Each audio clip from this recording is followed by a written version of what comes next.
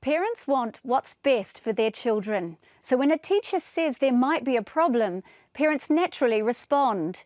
Imagine then the suggestion that the child has ADHD, attention deficit hyperactivity disorder. Well, a global study indicates that might not always be the case. Conservative estimates put the global number of children diagnosed with ADHD at more than 10 million, and that number is rising.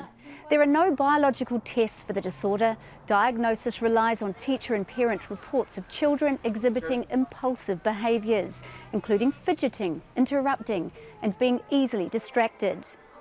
This research, published in the Journal of Child Psychology and Psychiatry, looked at 17 studies across 12 countries, covering more than 14 million children. In all of these countries, whether nations with high rates of ADHD or where prescription rates are low, it was more common for the youngest children in the classroom to be assessed as having ADHD.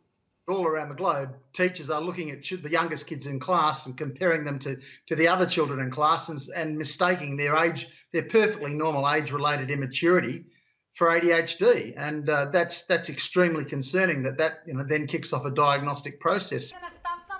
Teachers don't diagnose ADHD or prescribe medication, but studies show in most cases teachers are the first to suggest a child has the disorder, and that label can obscure other issues. Things like being the youngest in class, things like being sleep deprived, things like being bullied or abused, and some children are just naturally impulsive and hyper and active, and we need to have greater tolerance for that. Now, I'm not suggesting some of these children don't have problems.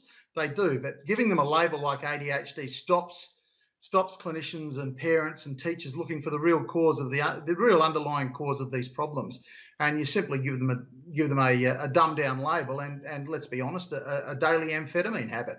Researchers say delaying the age at which a child starts school isn't the answer, as another child would then become the youngest and potentially suffer. Instead, they advise teachers and clinicians to be more cautious when assessing a child, and for parents who know their children best, to trust their instincts.